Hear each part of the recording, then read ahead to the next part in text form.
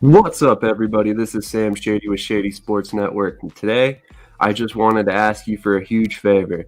We're growing very quickly thanks to all your guys' help, but I've got a little request for you guys, and all that is to hit that like button.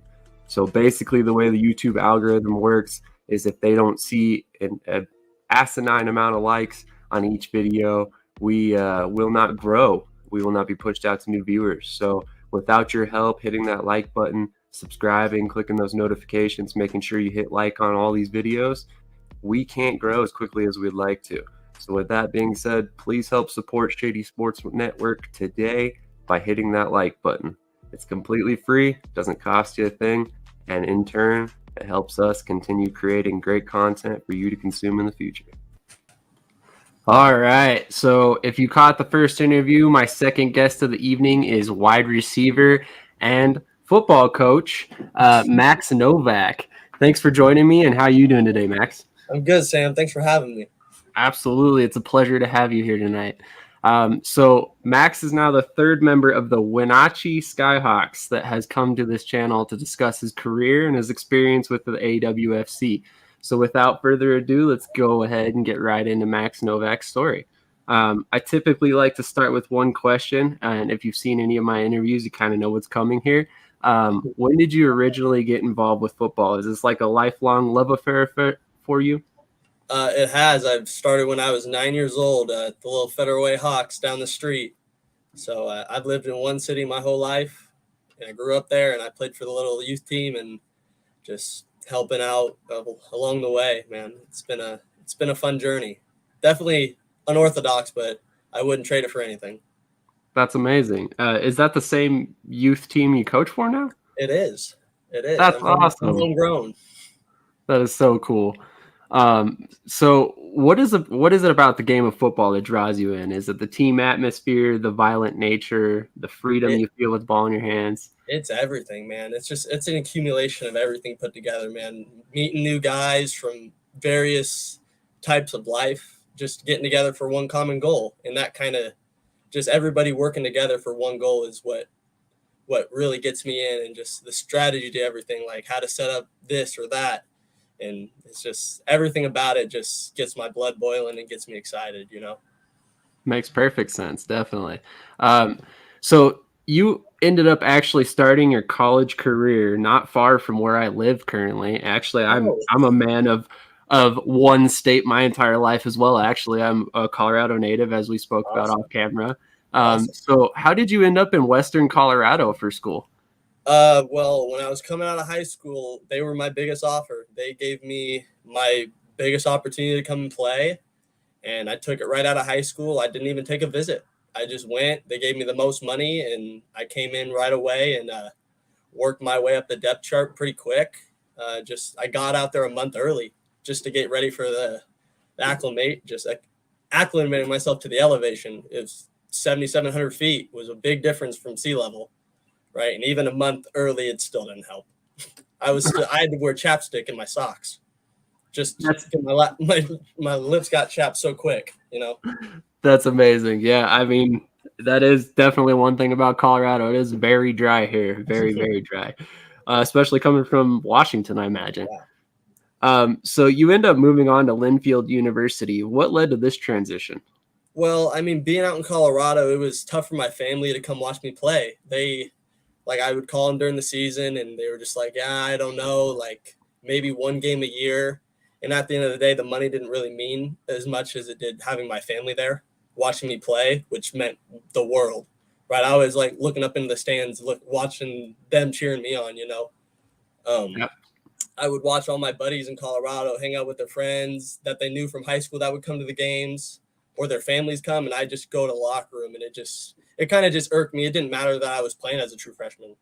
I wanted something a little more meaningful, So that led to me going closer to home. I was only 3 hours away from home, being in McMinnville, Oregon, which was amazing. I wouldn't trade that experience for anything. That was by far it was the best feeling being at a game down in the Cat Dome, they call it. Just so many people, all small school, right? Everybody from the school went to every game, right? And they're a top program. So it was just amazing watching the turnout to games. Absolutely. I'm forgetting off the top of my head who it was, but I spoke with somebody that attended Linfield before. I'll have to go back through my interviews and figure out who exactly it was, because I know we've talked about the school at one point or another on here. Do you know a Brian Novak? Is that your That's my dad. Yeah. That's awesome. Well, he says, thanks, Mama. Yeah. Well, thank you for tuning in. I really appreciate that. Always nice to see the family get on, for sure. Who was your coach at Linfield, and is there anything he taught you that you still bring with you to this day? It was a bunch of coaches. Joe Smith is the head coach. Phil Rombach was the weight and conditioning coach. Coach Cuzzo was the assistant wide receivers coach. And when you go into that place, it's an atmosphere like no other. And I haven't seen it at any other school I've been at. I know a lot of schools try to replicate it, but 5:30 in the morning, we were at weights. 60 guys were in the weight room at 5:30 in the morning, right? And they didn't take no for an answer. If you were late, you were running, right? We had to show up 15 minutes early for everything. So, I mean, punctuality, coming to work every day, bringing your lunch bail, bringing your hard hat, like you had to come to work every day if you wanted to play on that team. And that's why they're always in the top mix in D3, right? And they are amazing coaching staff. And I wish I was able to stay there. If I go back, I wish I could have stayed at Linfield University. Interesting. Well, you prefaced my next question perfectly. What ended up leading to your change to Simon Fraser, was it? Yeah, Simon Fraser up in Burnaby, British Columbia in Canada. So I had to leave Linfield. I had troubles getting loans out for my family. Family doesn't have the best credit. Sorry to throw them under the bus. But it was just hard for me to come out of pocket with so much money each semester. And my high school head coach, Thomas Ford, went up to Simon Fraser in Canada, and we had conversations, little there, but he knew my situation. And it was just way more comfortable being there, where I had the opportunity to get more and more money. Right at D3, they only can give academic money, so it was tough, even at a private school, to really boost your GPA to get more and more money. And you couldn't get athletic money, which I kind of needed. But yeah, which led me going up to Simon Fraser, and it was the spring or summer of 2019. So right after that spring semester, or it was right after the fall semester, which I played at Linfield in 2018. Gotcha.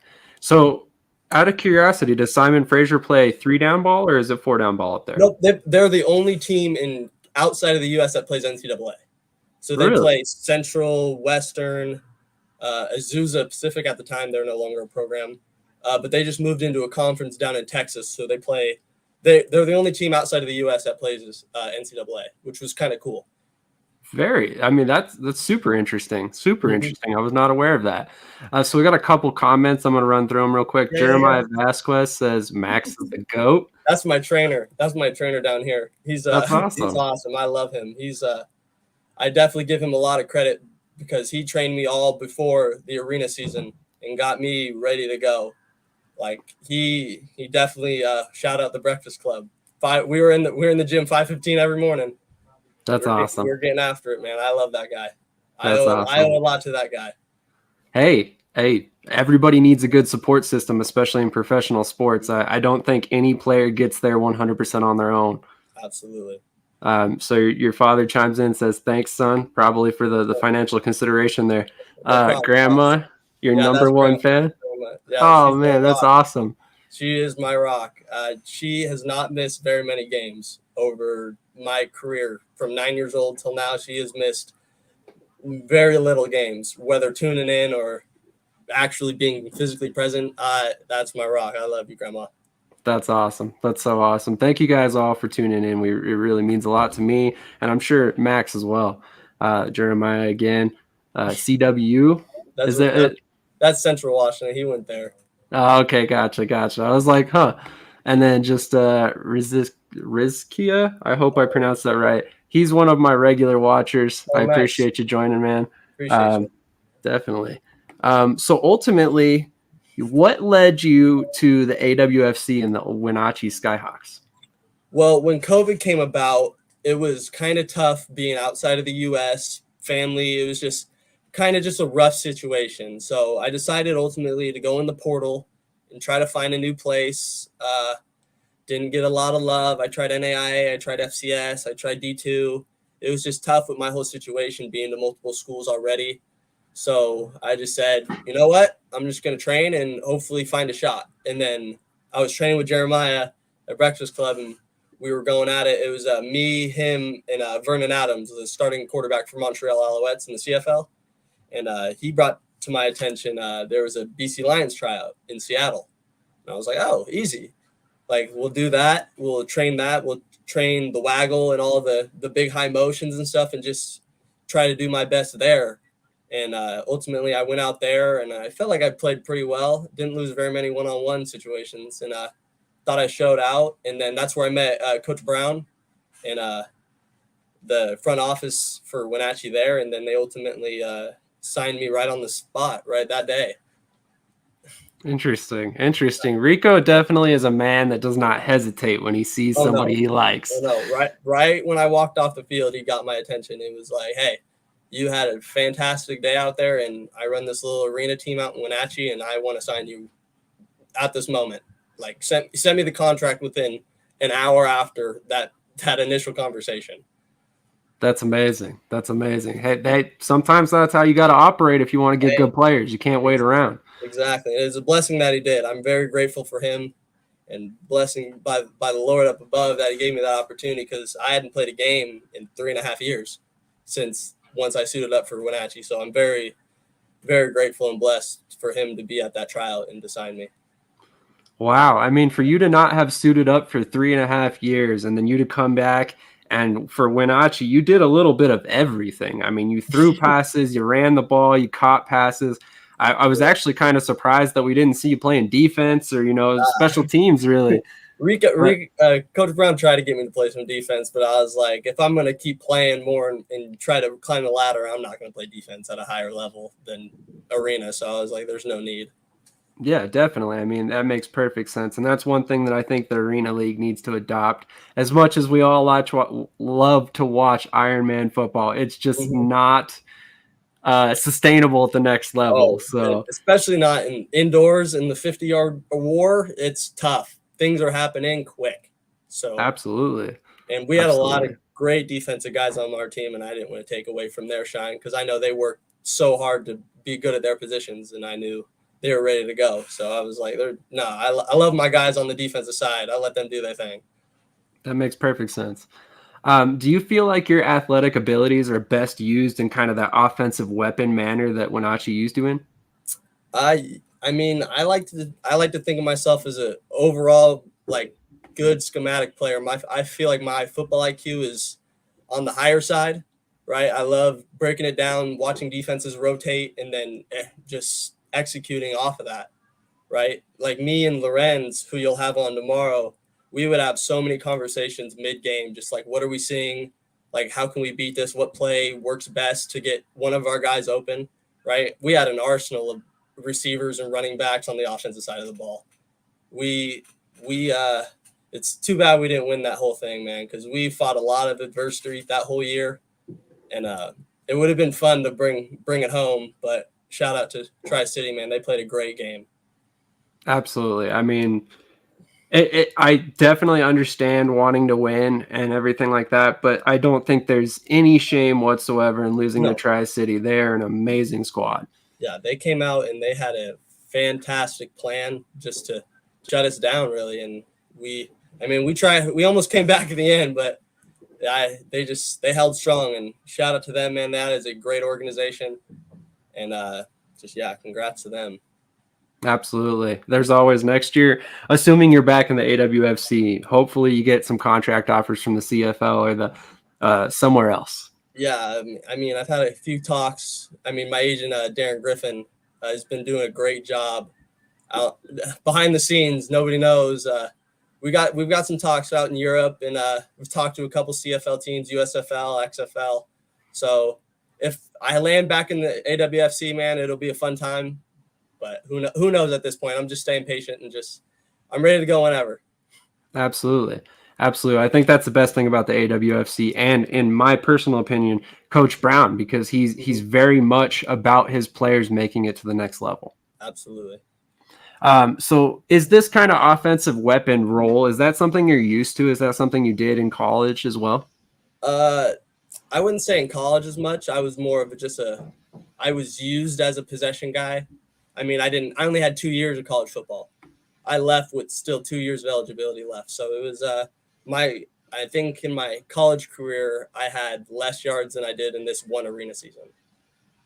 So Interesting. I played in 20 games in college and I only played 6 in arena. So, I mean, and that comes with just level of maturity, right? I feel like people mature at different ages. I feel like I matured a little late in my athletics in general. So, I mean, when I got the chance to suit up again, I was really ready to go, right? I was training, Monday through Friday/Saturday for years, just staying ready for the opportunity because I knew something was coming. It was like all this hard work isn't going to go to waste, right? I just stay ready so I don't got to get ready, right? I didn't want to go out on that first game and just get plowed down and just feel like I just wasted it all. So I mean, I was pretty ready for the moment when it came. Absolutely. Absolutely. As you should be. I mean, you've been working towards this for basically your entire life from the sounds of it. Yeah, absolutely. So we're going to run through some more comments because there's a lot of them coming in quick. Sure. Lots of support for you. So your dad says Shady is now part of the movie script. I can only hope.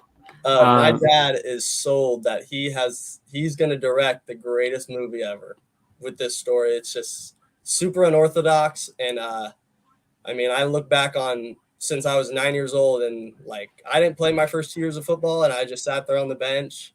And then I had the opportunity to play when I was 11, play quarterback. I played quarterback all the way until my sophomore year of high school or about. I played a little receiver 8th grade, but I didn't really start playing receiver until sophomore year, junior year. So, he's claimed that he's got the best story ever. So more power to him. I'm just doing what I'm doing. But Dad, you can do whatever you want to do. That's awesome. That's awesome. So job resume, catch balls and gain positive yards. But like we just talked about, you can also run and throw. I feel like I run a little better than I used to, right? I've come a long way and definitely the yak category. But it's a little tougher in arena, right? You catch the ball and there's 9 guys around you pretty much, even though there's 8 on the field. Exactly. Right away. I mean, condensed passing windows, the whole 9 yards. It's a tough game to be good at, and everybody seems to undersell that.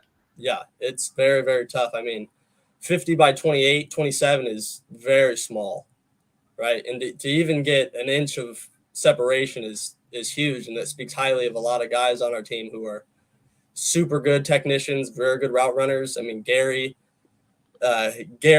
Scooter, Lowe, Jordan, those are my boys, and they are very, very good at football, and I hope they get all the opportunities they deserve because they are great football players. Absolutely. Scooter would be Nikita Brown. We had him on last week. We also had Coach Brown on, so if you guys haven't caught those, definitely make sure to catch those. Panini and Caruccio gang, love you. That's my girlfriend and her little doggy. That's awesome. Babe. Thanks for tuning in. That's awesome. So Jeremiah Vasquez says you're Julian Edmond 2.0. I would tend to agree. I'm me. As much as I love their games. Cooper, Julian, Wes, I love their game, and I admire it a lot. But I like to think I'm my own person, my own ball player. But I do definitely admire those guys very much. I like that. That's a good way to look at it. Mm-hmm. So Lorenz says, my boy going to be one of the greatest to ever do it, and then says, mark my words, future Cooper Cup. So I guess you've heard that before, huh? I've heard it very much, and I mean, at the end of the day, I don't know what a drop is. That's the way I think about it. Just like when the ball's in the air, I gotta go get it. The dog's got to go get it. That's right? Awesome. So, well, perfectly good segue into the next comment. You should see this guy on the field, fire, and everybody loves him as an individual, total class act. Lorenz Truth. Let's go, Max. Appreciate you, Mark.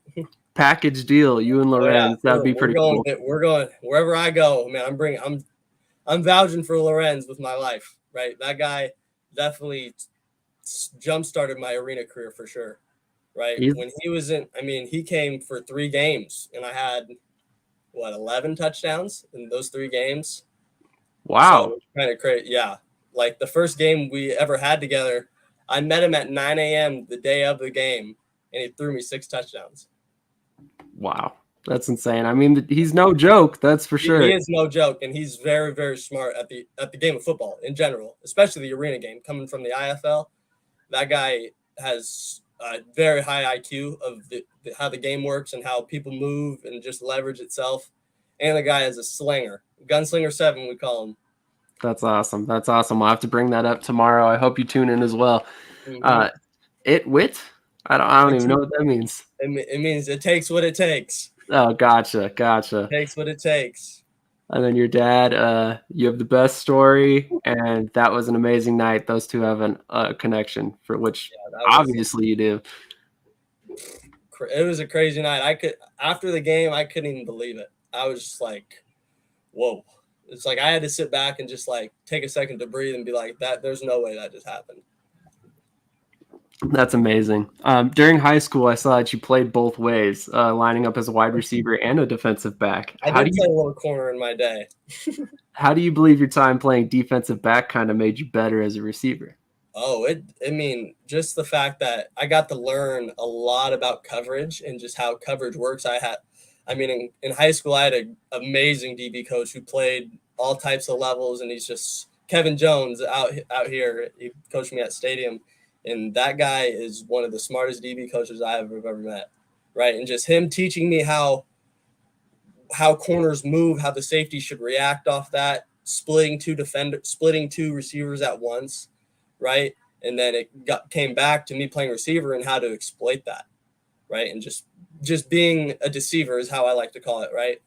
Like I wasn't very fast in high school. I don't think I'm very fast now, but I move a little better than I did in high school, right? And it just is so much easier now because I know how they're going to react depending on the coverage they're playing. So I can make one route look a different way and then break it off, and then they're just like, "Whoa, I thought he was running a different route." So it definitely has helped.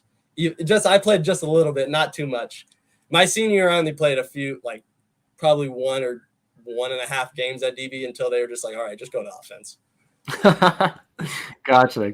I just managed to see that, and I was like, I'm kind of curious because like you don't really see that a whole lot. I mean, yeah. I guess at the high school level, it's probably more common. Just a little more common, yeah. Which players, current or past, do you model your game after as a receiver? Man, that is there's so many great receivers right now, right? I mean, obviously there's Coop.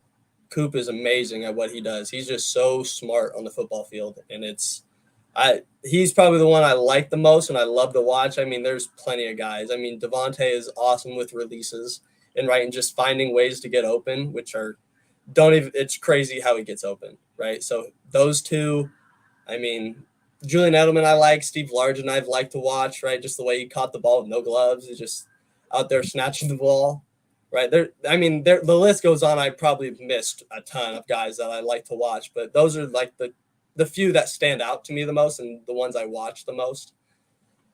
Gotcha. Your dad says Adam Thielen. Oh, I like it. AT is awesome at getting open too, right? Justin Jefferson's awesome. Those guys are just like a couple years older than me, but I admire their game so much and just how they're able to jumpstart their career so fast, right? And just go from college, be good, and then go right to the NFL and have breakout years as rookies or second-year players is amazing. Agreed. I mean, it takes a special kind of athlete and off-field attention to the game to be able to do that. Absolutely. So what do you take from their games individually that you try to incorporate into your own?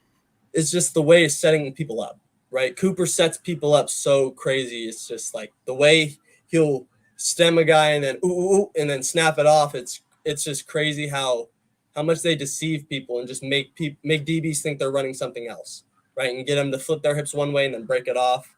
It's just putting the DB in a vulnerable position, right? Making him believe I'm going across the field and then cutting back or vice versa, right? Devontae just getting open, not letting anybody put hands on him at the release. I've rarely seen Devontae Adams get pressed, right? But guys don't even press him anymore because they just know it's not going to happen because he's just so crafty at the line of scrimmage. Justin Jefferson, the same thing. Like the way he slides and just runs by guys, right? Being a deceptive route runner is something that I try to incorporate into my game more than anything. Just making things look different than what they are, or making everything look the same, right? At the end of the game, playing receiver and DB is a chess match. It's the game within the game, right? It's like I may have a route, but it may look a little different. But as long as I'm in the right spot at the right time, it doesn't matter how I get there. Agreed, 100%. I love how you put that. I mean, it really is the chess match within the game for sure. So Jeremiah says we missed Jake Weineke. Are you a fan of Jake Weineke? Oh, I love Jake Weineke. He's really? he's a starting receiver out in Montreal. He's so good at running routes, especially off the waggle. Right? He sets people up so good, and it's crazy because I've just now after I've met all these guys, Jake Weineke, William Stanback, Geno Lewis, Vernon. They all came to Seattle for like a week. And I got to just be around those guys in the breakfast club and just out there running routes with them, just trying to just see how the CFL game is so much different, right? Running routes is so much different when you're at full speed, right? When you get that high motion, like you don't have to run super full speed off the ball, right? You can come slow play off the ball and then snap it off and go full speed. Just their way to stop and start and just make their routes look not as fast as they are and then break it off and be really fast is insane. And I really admire those guys too. The CFL game is definitely something I admire to be in, and I want to be in it very bad. And hopefully there's a GM or two watching. Who knows? We'll try and get them in front of them. I've got a couple connections for sure. So I appreciate it. Speaking of which, one of those connections is actually Jake Weineke. I covered the Montreal Alouettes. No way. Yeah. So I had him on for an interview. He wasn't on the channel. It was an audio interview. I called him, nice. But it's on our podcast if you want to check it out. I'll have to watch it. Definitely. I appreciate that. But anyway, back to the point. Wide receiver seems to be the one position on the field that kind of like harbors more personality than any other position in sports. Are you one of those big personalities on the field? Nah, I'm not. I don't know. I've never been the guy that goes and talks smack to guys and stuff. Like I'm about my business, right? I'm out there to get a job done. I'm out there to catch the ball and move the sticks at the end of the day, right? If I can move the sticks, catch the ball, move the sticks. Not a lot of guys can put doubt on my game, right? At the end of the day, I'm just there to get open. Catch the ball, get open, right? I don't need to talk smack and stuff, and it irritates DBs. I've had DBs come up to me like, "Why aren't you talking to me?" I'm like, "I don't have to," right?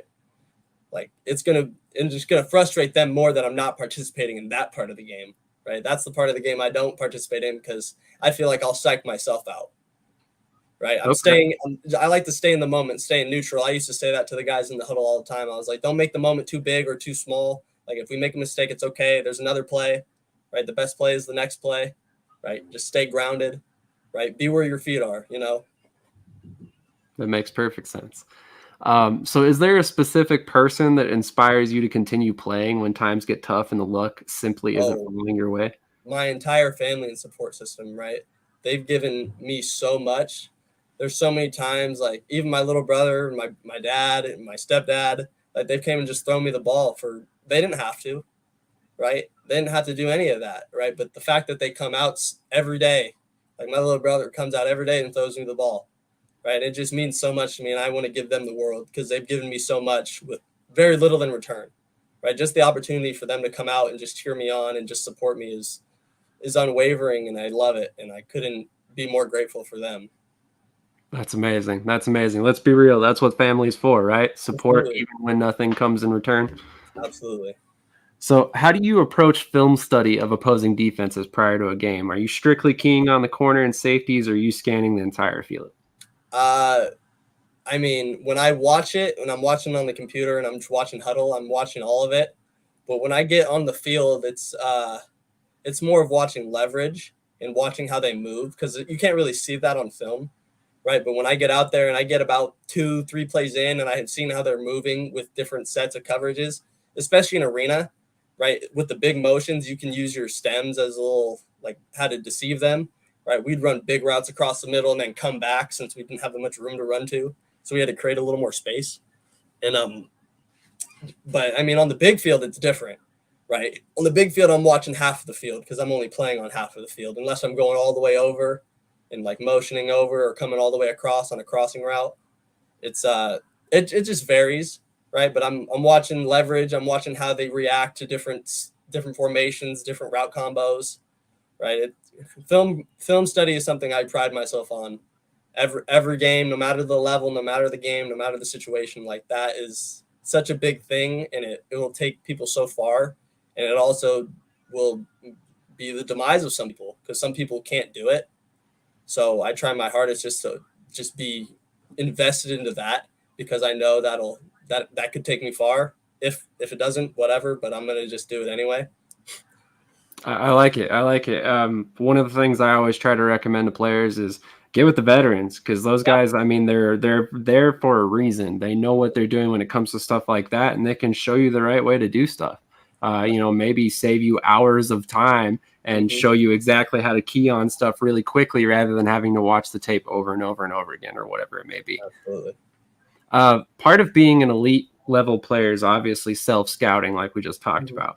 Identifying what you need to work on and making sure you find ways to improve. So I'm going to ask you that you be extremely candid here. What are your 3 biggest weaknesses that scouts might see on film, and how are you going about correcting these issues already? I'd say top end speed, right? Just the eye test. I feel like I wouldn't really pass that being 6 foot, 185, 190. I'm kind of on the smaller side, and just it's a third one. Contested catches, right? That's something that nobody can be too good at, right? Always striving to get better. I mean, the speed factor is just running all the time, right? Training differently, training different parts of your body, your little trigger muscles, your fast twitch, right? The hip flexor, the adductors, the abductors, right? Strengthening your feet, right? That's been big for me the past month, right? It's just getting my feet back from arena because that tore my feet up.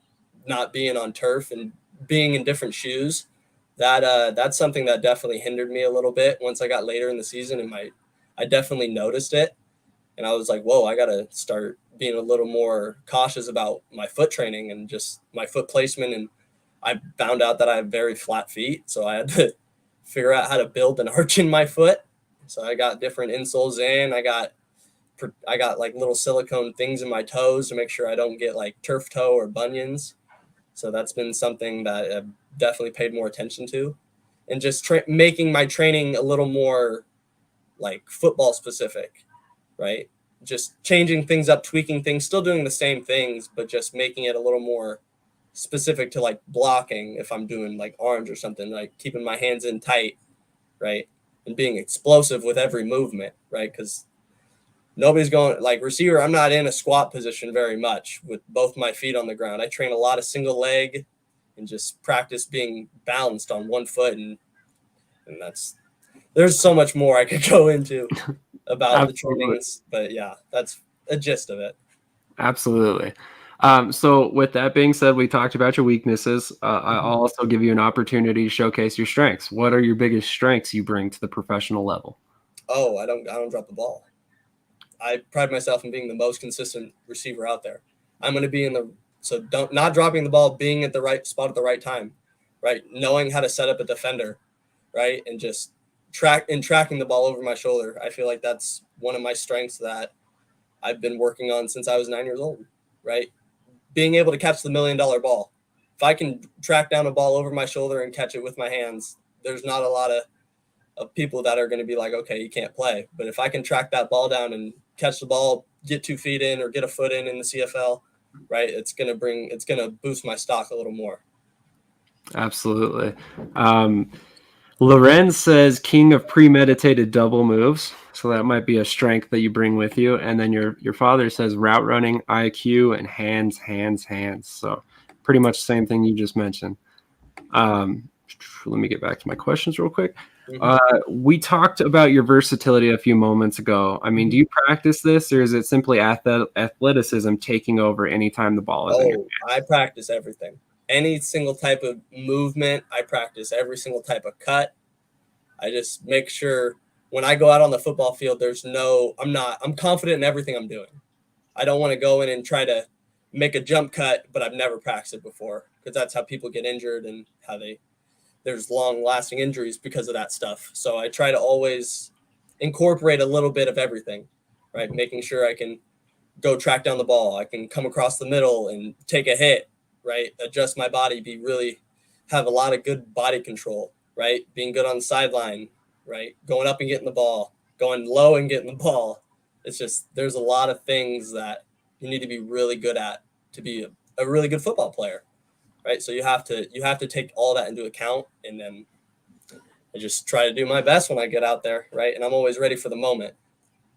Definitely. I mean, obviously you're ready for the moment no matter what comes your way, because like I said, you attempted 7 passes, you ran the ball 9 times, caught like 21 passes. Hopefully those stats are all accurate. How many passes? I think I caught 40 passes. Okay, that makes more sense, because I was like, I feel like that's a little low, but yeah, I'm not going to get into it too much. I've got some complaints about the AWFC's stat department, but other than that, great league. Are you comfortable in the return game? I noticed that wasn't something that I saw pop up. I didn't do a lot of, because I punt returned in college and high school, right? I can go catch a punt and run around. The kickoff return, that was for Scoot. Scoot, I wouldn't want to put myself out there over him. That guy is the most explosive man I've ever seen on a football field. He can start and stop very, very fast, and it showed all season long. He had like 300 return yards just in that short field. It was crazy. Yep, I think it was 347 and a touchdown, if I'm not mistaken.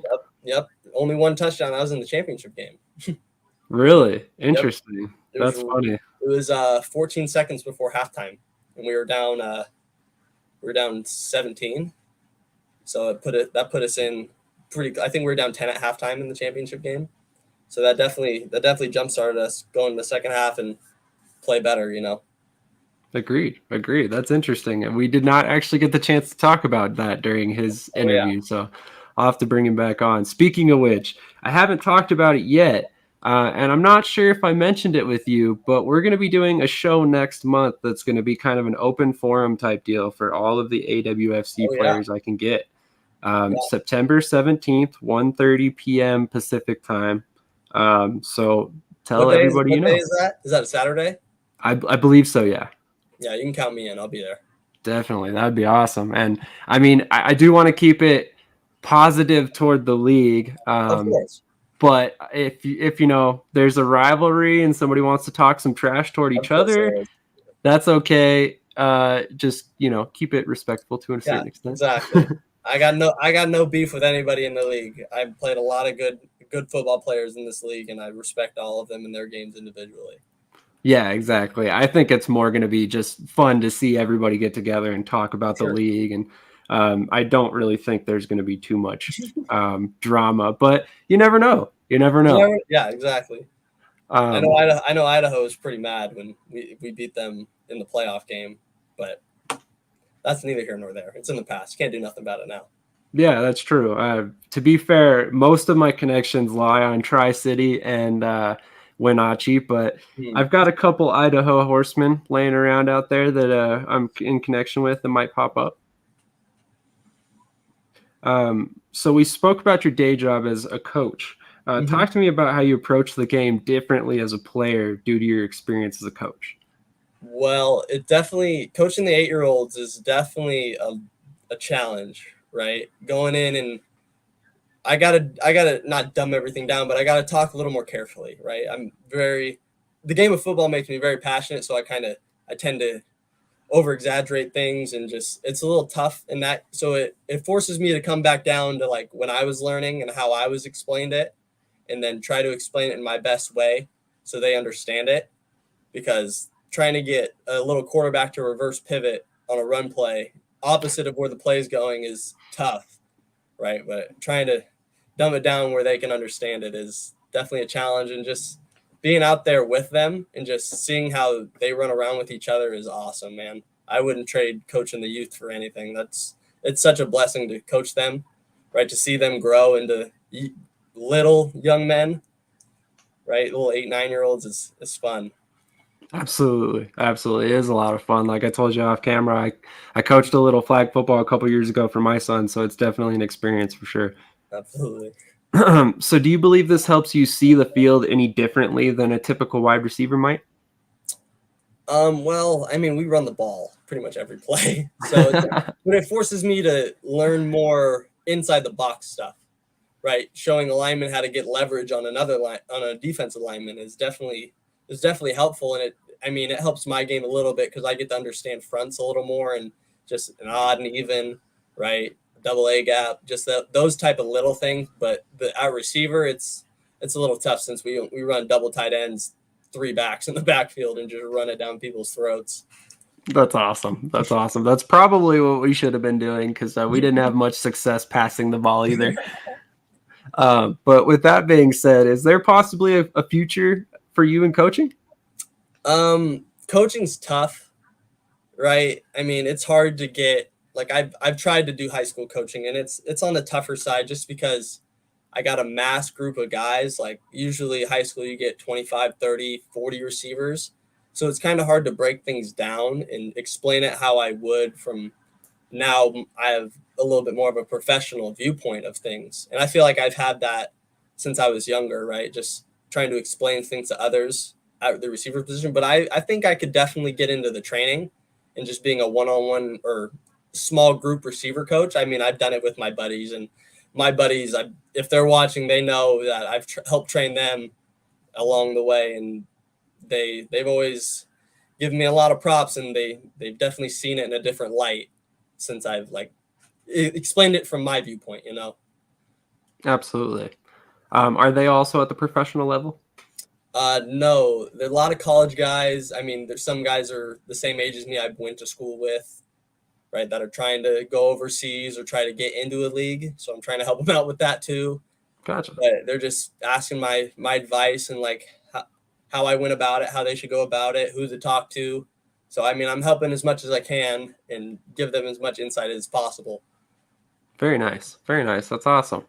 So I'm going to leave you with one last question before I let you get out of here. And I'm just curious. You're a man that sees the field from every different position, as we spoke about before. So if you were the offensive coordinator tasked with putting you in a position to play, do we see you moved all over the field like you were last season, or are you kind of playing one position? I like to play everything, man. I'll come out of the backfield. I'll go in the slot. I'll go out wide. I think I can play pretty well at all positions, right? I catch the ball pretty well from anywhere. Doesn't really matter where, right? I mean, if I went in the backfield and ran routes, I'd have to see the box. I'd have to learn about the box a little more. But other than that, the back end, the back seven, I feel like I see that pretty well. Absolutely. So out of curiosity, I haven't watched a lot of the film when you were actually throwing the ball. So it was that. It's tough. Was that more of a reverse type thing, or were you actually under center? No, I only played quarterback for one game, and that's because our quarterback bailed on us last minute. He told us Friday night before the game he wasn't coming over. This was against Oregon, right? So I came into the game, and they were like, you might have to go in. I was like, okay, that's fine. And then I came into the second half, and it's definitely different playing arena quarterback than it is playing outdoor quarterback, right? The ball snapped and you get about a half second. And if the ball's not out, there's a guy definitely on you. I'm pretty sure in that game I went 2 for 7. I didn't throw any picks though. So I'm definitely happy about that. I did throw one touchdown. One of those passes was a touchdown to Nakia. So there you go. That's awesome. I have one professional passing touchdown. We're keeping track. Hey, the completion percentage may have left something to be desired, but the touchdown and interception ratio. Perfect. A1. That's awesome. Well, once again, man, I appreciate you coming on. It's been a lot of fun chopping it up with you, and I look forward to talking to you next month then. Absolutely. Thank you for having me. Absolutely. We'll definitely do it again, maybe after the season sometime. For sure. Sounds good. Have a great night, man. Yeah, you have a great night too. Absolutely. Thank you for everybody for joining us as well. I appreciate all the support, and definitely share this with all your friends. The more people who see it, the more people who like it, the more viewers it will get suggested out to, and then hopefully the right people see it and get Max a contract somewhere. Woohoo. Definitely. With that being said, have a great night, everybody. Thanks, everybody.